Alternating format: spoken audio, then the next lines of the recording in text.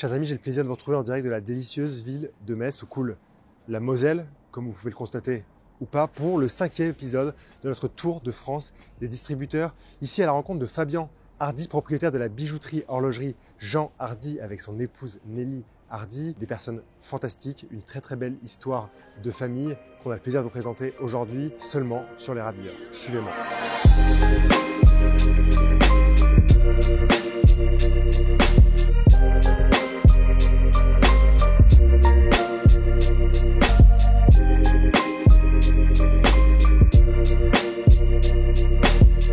Derrière moi, la rue Serpenoise et les quelques boutiques Jean Hardy avec de la bijouterie, de la joaillerie et différents types de marques de montres. On va tout de suite à la rencontre de Fabien Hardy, propriétaire du lieu. Suivez-moi.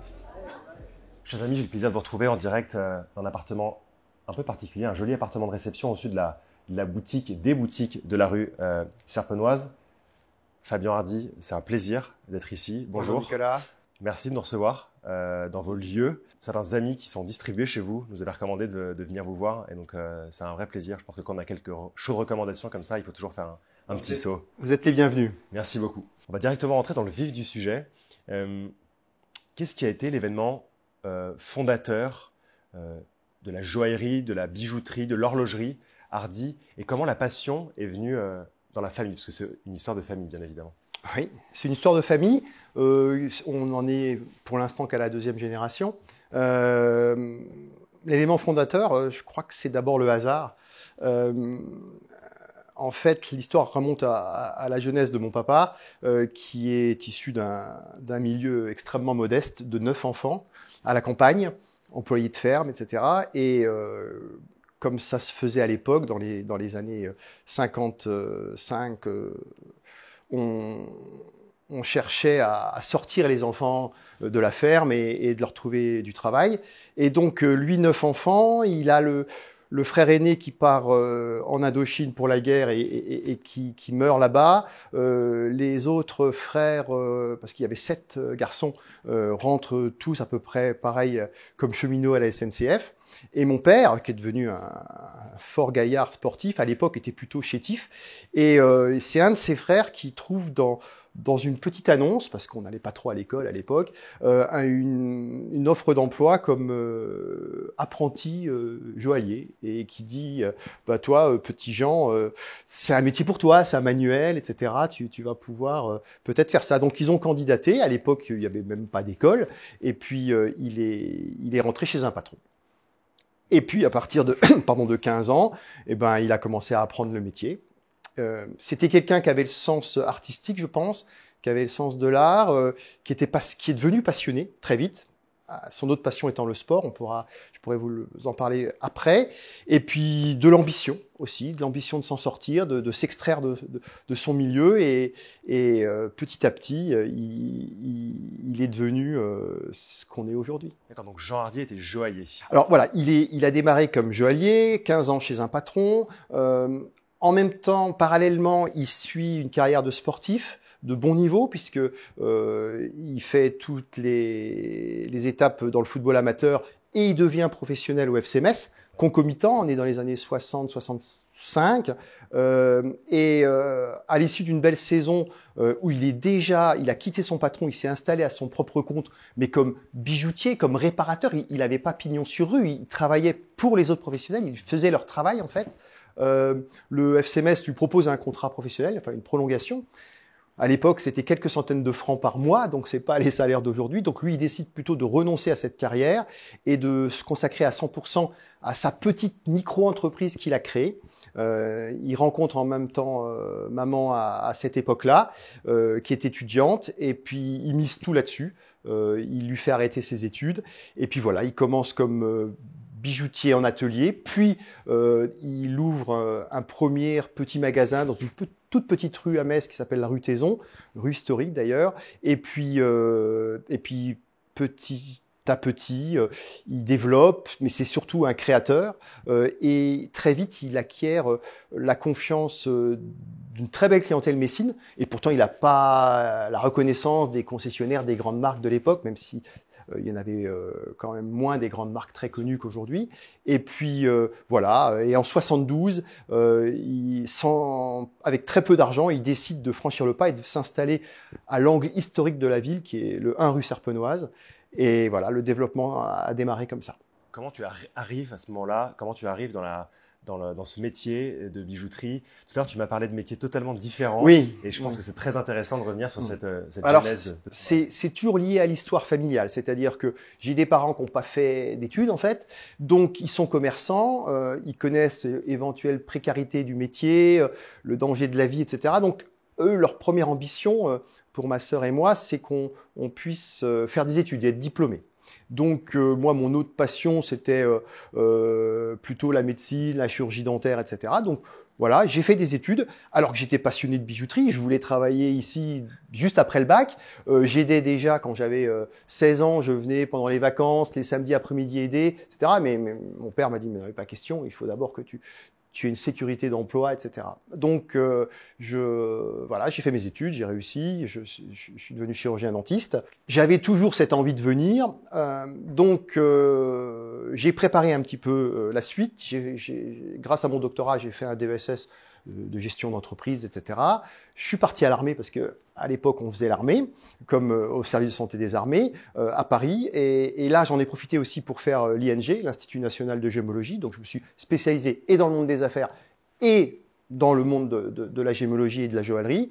Et puis c'est en 91, donc je rentre de Paris et je dis à papa, maintenant voilà. J'ai toutes les armes, j'ai le choix de faire ce que je veux, j'ai encore quelques engagements comme chirurgien dentiste avec quelques amis pour quelques mois, mais après on arrête tout et je viens à 100% dans l'affaire. Et qu'est-ce qui était le déclic du passage finalement d'une passion aussi pour la chirurgie dentaire à travailler dans la famille, dans la bijouterie et l'horlogerie à Metz? Non, mais c'est l'histoire familiale. La première passion est celle de toujours, c'est la joaillerie et l'horlogerie.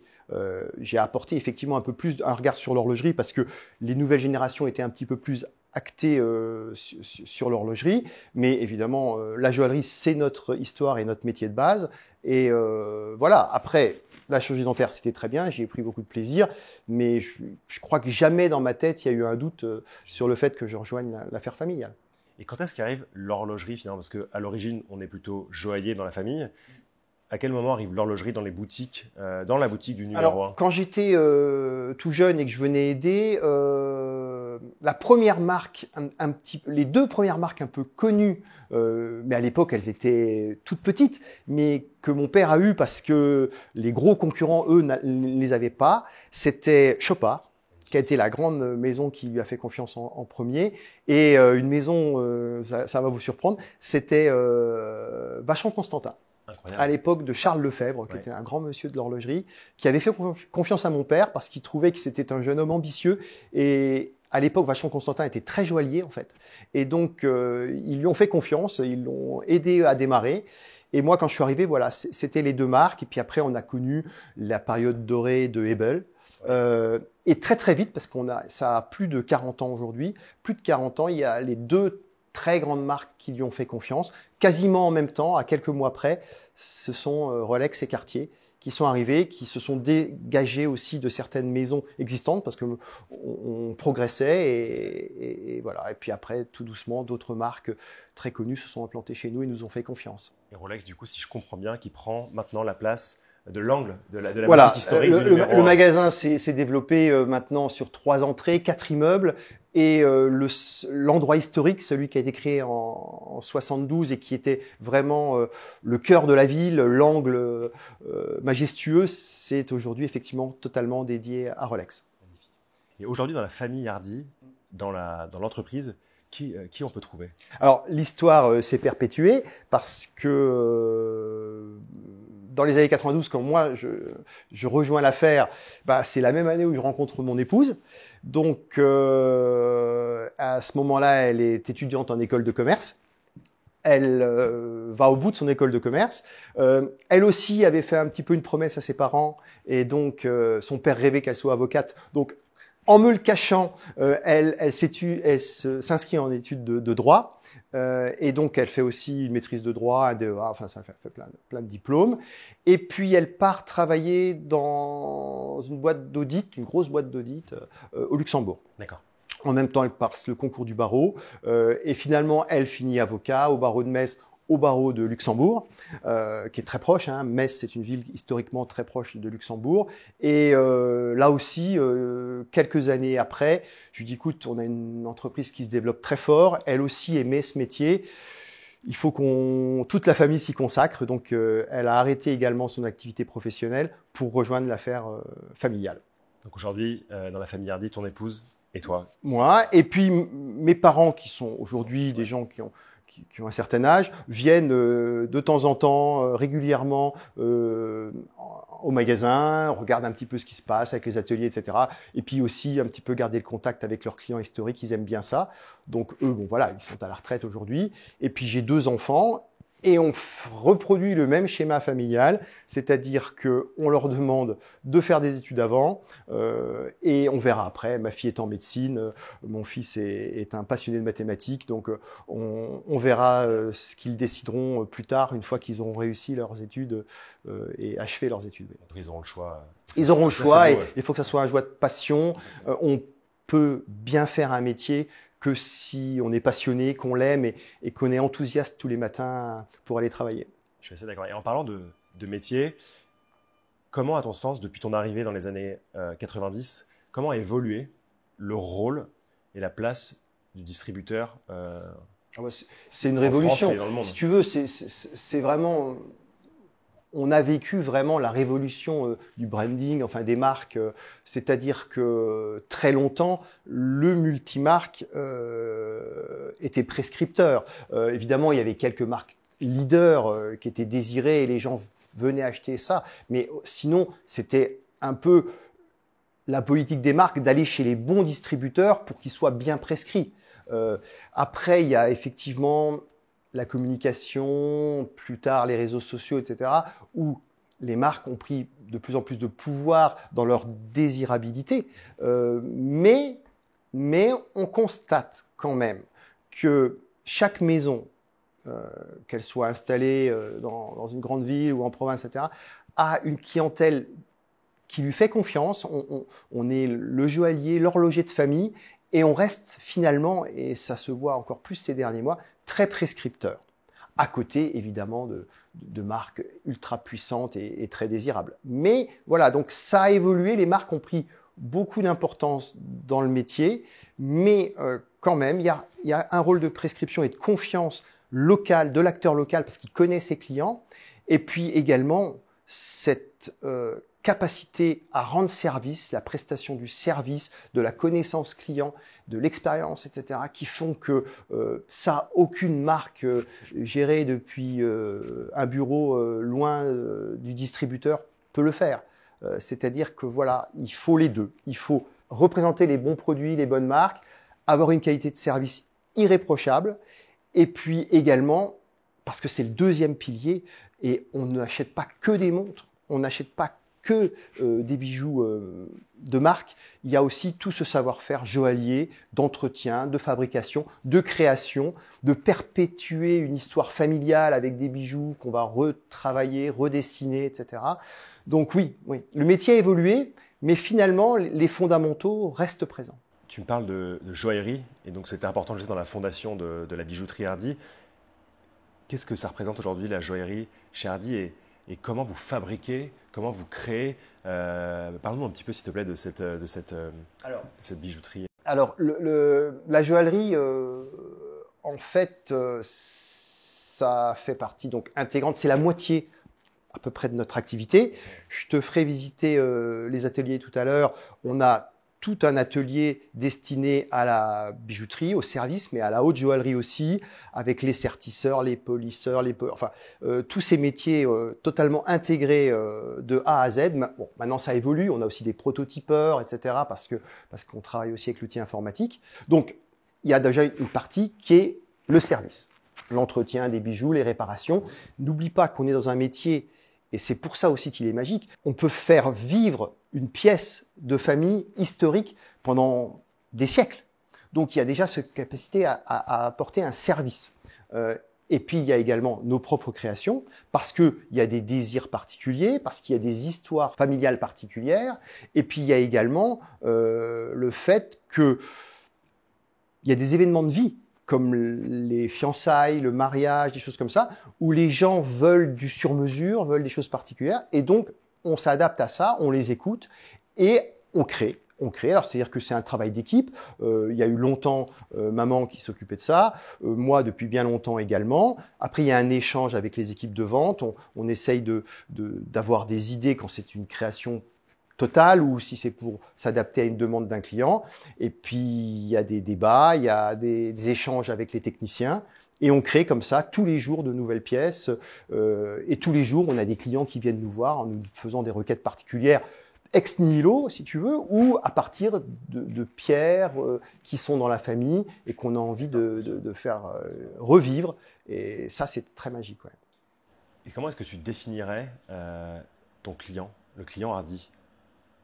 La question est un peu difficile, peut-être un peu complexe, il n'y a pas vraiment de type. Le client hardi, aujourd'hui, il n'y a pas un profil type. D'abord, nous, on a toujours voulu s'occuper d'un maximum de clients et de rendre nos services et nos prestations haut de gamme à tout le monde. Et moi, je me rappelle très bien, et je le dis à mes équipes tous les jours, de ce qu'on m'a dit en rentrant dans le métier. On m'a dit, c'est vrai que parfois, une des ventes les plus compliquées, c'est les alliances. Il faut vendre une alliance, parfois pour un tout petit budget.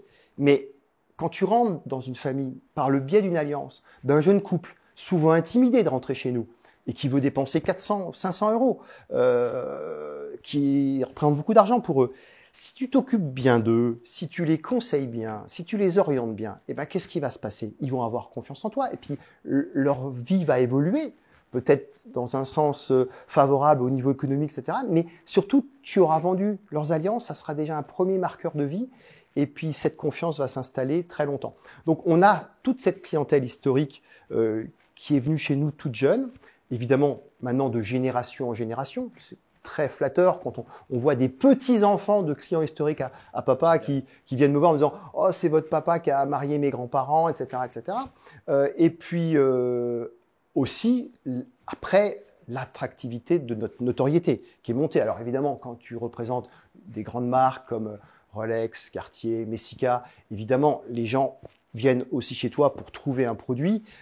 Et si tu les accueilles bien et que tu t'occupes bien d'eux, eh ben, ils resteront toujours fidèles à ton métier. Nous, tous les jours, on a des gens qui viennent nous voir en nous disant « De toute façon, M. Hardy, on ne mettra jamais les pieds nulle part ailleurs. C'est chez vous qu'on va acheter nos produits. » Et puis après, le bouche à oreille. Nous, on est quand même dans un centre économique très fort. Hein. Le nord-est de la France, c'est une région de travail, d'industrie, économiquement encore puissante.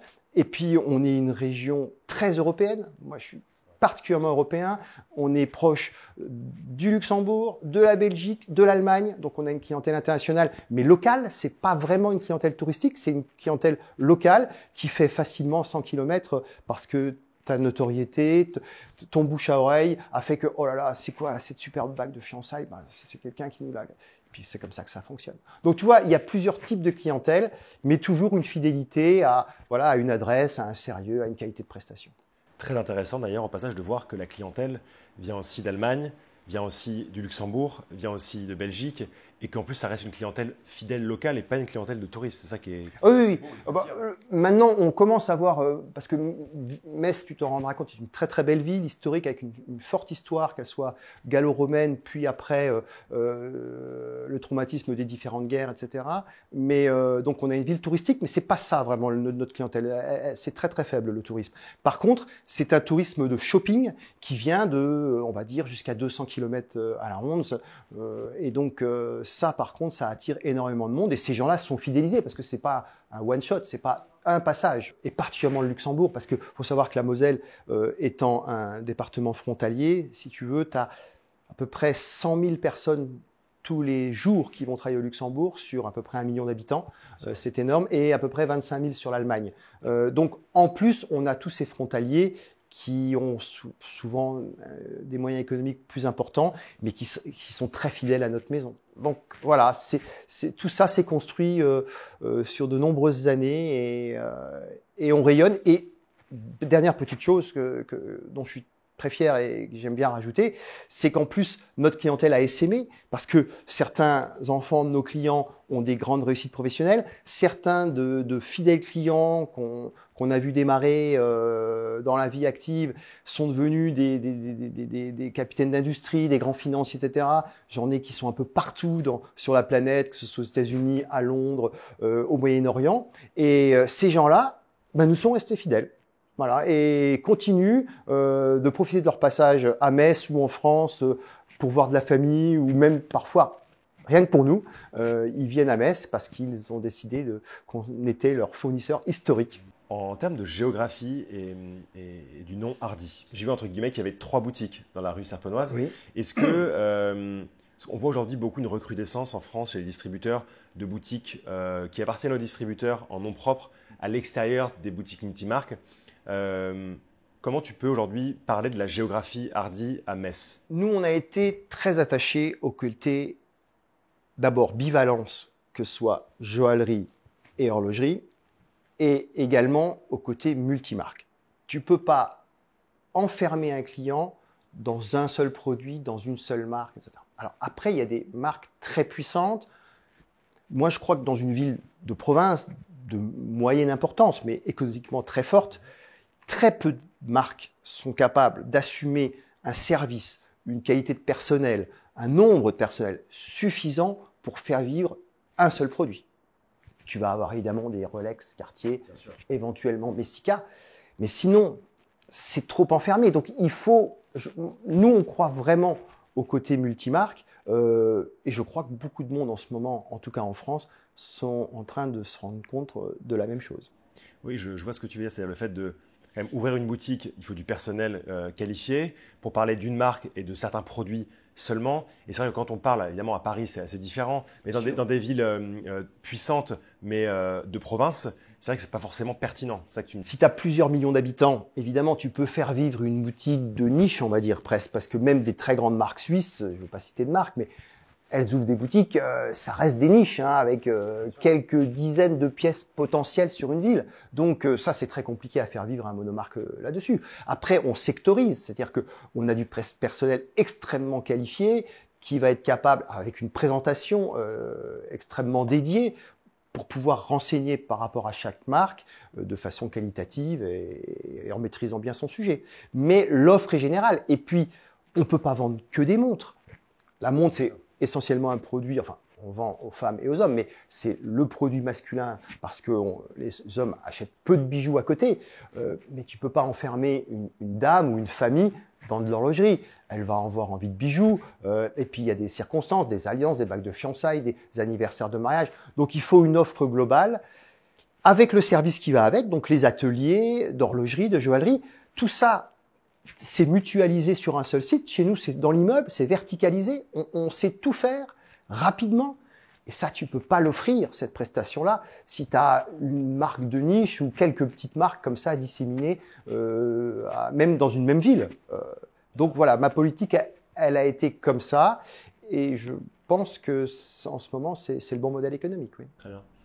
Qu'est-ce que tu penses du rôle que le distributeur peut avoir avec l'idée de seconde main et l'idée de vintage? On voit, c'est vrai en France, certains distributeurs avoir toujours une boutique de seconde main et de vintage. Alors on sait que parfois les clients veulent revendre une pièce avant d'en acheter une autre en neuf, donc ça peut servir par ce biais-là. D'autres sont juste passionnés de montres de collection et du coup ils veulent avoir un petit corner de montres de collection. Est-ce que c'est quelque chose qui te parle ou pas du tout? Alors ça me parle bien sûr parce qu'il faut être un petit peu informé de ce qui se passe dans le métier. Je ne sais pas si je suis la personne la plus qualifiée pour en parler parce que nous n'exerçons pas ce métier volontairement pour le moment, mais aucune porte n'est fermée. D'abord, il faut le faire bien, c'est-à-dire que le faire avec une prestation irréprochable, les marques l'ont compris, donc certaines déploient des outils dédiés. Il faut aussi gérer le sourcing, et là encore, c'est un métier de bien acheter, la traçabilité, le sérieux. C'est vraiment un métier à part entière qui est, à mon avis, mangeur de beaucoup de temps et de compétences. Donc, il faut les faire. Enfin, je pense qu'il faut faire les choses bien ou ne pas les faire. Donc, pour l'instant, on a préféré se consacrer au neuf et à la création, etc. Et moins à l'occasion. Mais c'est vrai que particulièrement, enfin c'est dans l'horlogerie particulièrement que ça se passe. Et là, on voit bien que certaines personnes, et puis dans un souci de durabilité, etc., il y a quelque chose qui est en train de se passer. Les échos que j'en ai pour l'instant, c'est peut-être compliqué de trouver un modèle économique qui soit rentable, ou en tout cas qui puisse durer. Donc nous, on étudie actuellement ce sujet, et si on franchit le pas, ce qui est possible, ça passera par des espaces dédiés, peut-être même un lieu géographique dédié, mais effectivement, les nouvelles générations, je le vois parce que j'ai des enfants, sont beaucoup plus facilement attirés par la seconde main, et particulièrement dans le domaine des montres, oui. Oui, puis tu le dis parfaitement bien, c'est-à-dire qu'acheter des montres de seconde main, et en particulier des montres de collection, je différencie un peu les deux en termes d'époque, oui, de temps, ça demande quelqu'un qui puisse les authentifier. Et ce sérieux-là, faut trouver la bonne personne. Ça, on a dans nos équipes, on a des gens compétents pour le faire, parce qu'on a même des gens qui ont fait ce métier-là auparavant. Donc, on a ce savoir-faire, mais il faut prendre le temps de bien le faire. Et ça, on va travailler là-dessus, mais je ne sais pas à quel délai on mettra ça en place, si on le met en place. Chaque chose à son temps. Toi, personnellement, quels sont tes goûts en matière d'horlogerie? Qu'est-ce qui te plaît? Qu'est-ce qui te touche? Comment tu es rentré dans cette passion? Est-ce qu'un modèle, une montre, un style de montre, le champ est très ouvert. Alors, on y reviendra peut-être tout à l'heure. Nous, dans la famille, on est passionnés de sport. Donc, la première chose qui m'a attiré dans l'horlogerie, c'était les modèles sportifs. Ce qui correspond aussi beaucoup à l'ère du temps, les bracelets métalliques, les bracelets intégrés, les montres étanches, etc. Après, en apprenant, en découvrant d'autres choses, je crois que l'horlogerie, moi, je suis pas focalisé sur un type de montre. J'aime bien des montres, en premier lieu, que tu peux porter tout le temps, que ce soit à la ville, dans une soirée plus ou moins habillée, mais aussi en allant faire une partie de tennis, une partie de golf ou une randonnée à vélo. Après, quand tu découvres l'horlogerie plus classique, plus traditionnelle, moi j'ai une attirance particulière par exemple pour les quantièmes perpétuels, parce que je trouve ça très poétique, magnifique, les phases de lune. Donc j'aime ces montres-là, j'en ai à titre personnel, mais la montre la plus utilisée chez moi, c'est le profil d'une montre sportive étanche que je vais porter dans tous les moments de ma vie. C'est un peu la question toujours que je pose, la question un peu compliquée, ou parfois très simple au contraire. Est-ce que tu aurais une anecdote assez forte, quelque chose qui t'a marqué depuis ton arrivée chez Hardy au début des années 90, dans ta famille? C'est quelque chose un événement, une anecdote en rapport avec la boutique et ton activité qui t'a marqué plus qu'une autre? Alors, anecdote, il y a des choses qui m'ont beaucoup ému, si tu veux. Alors, pour déjà rester sur le domaine du sport, je suis un petit peu très groupie de ce côté-là. Et quand je vois que notre notoriété, notre bouche à oreille m'amène parfois d'immenses stars du sport, ça c'est un moment magique, parce que je peux pas m'empêcher d'être une groupie, de faire des photos, etc. Mais c'est une grande fierté, et je me suis moi-même investi dans le sport, dans des associations, etc. Donc ça, c'est un grand plaisir, et c'est pas une anecdote particulière, mais c'est vrai qu'on a quand même dans notre histoire beaucoup de grands sportifs qui sont passés par chez nous, et ça, on aime bien. Et puis aussi, évidemment, des immenses stars du show business qui parfois sont venus chez nous. Alors après, certains sont devenus des amis, d'autres, le hasard a fait que. Et ça, c'est des souvenirs qui resteront et qui se transmettront aux enfants, etc. Bon. Mais ce qui m'émeut le plus, moi, c'est, et je pense à un cas particulier, mais il y en a quelques-uns, c'est d'avoir connu certains de mes clients qui sont rentrés chez nous, très émus, très impressionnés pour un premier achat pour leur fiancée, enfin pour la jeune femme qu'ils voulaient courtiser, et qui ont dépensé 1 000 euros, 1 500 euros, et pour eux c'était une somme considérable. Et voilà, ils font l'effort, ils sont impressionnés, mais voilà, le jour vaut la chandelle, ils aiment, ils veulent cette marque d'amour, ce témoignage d'amour. Et puis certains de ces gens-là, aujourd'hui, quand j'échange avec eux, J'en pense à un qui a aujourd'hui déménagé, qui vit très loin de France, qui est devenu, donc à la force du poignet de son travail, une réussite énorme, colossale, et qui toujours m'appelle en me disant « Fabien, je viens à Noël en France. Je veux même pas savoir, je te fais confiance, voilà le budget, je passe au magasin en coup de vent, c'est presque si bien pas en jet privé, et il me dit, tu me remets le cadeau, je te fais confiance, tu choisis ce que tu veux pour ma femme. Ça, c'est très émouvant parce que tu te dis, waouh, on a beaucoup bossé, on a été très exigeant, on n'a jamais trahi personne, on a toujours voulu le meilleur pour nos clients. Quelle récompense. Très belle anecdote. Ouais. Pour finir, est-ce que tu aimerais partager un développement futur de Hardy, de la bijouterie, de l'horlogerie? Un développement futur, ça peut être quelque chose de nouveau au sein de la boutique, des idées. Tout ça, c'est libre. Tu peux aussi ne rien partager du tout, évidemment. Il n'y a pas de problème. Non. Le développement futur, il a plusieurs paramètres. Nous, on pense toujours au développement et il y a toujours le cadre familial.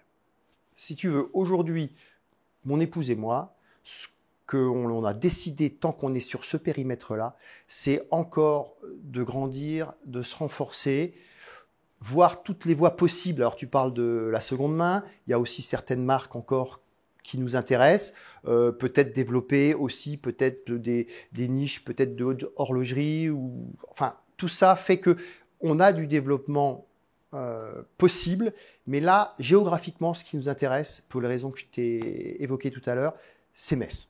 C'est de venir, enfin, on est déjà de très loin le bastion, la référence de la région, mais continuer à renforcer ça avec une offre et puis avec une qualité de prestation toujours plus exigeante. Ça, c'est vraiment le schéma familial d'aujourd'hui. Après, on a parlé de mes enfants, on verra ce qu'ils décideront en temps voulu, et là, à ce moment-là, on pourra éventuellement réfléchir à une expansion géographique. Pourquoi pas?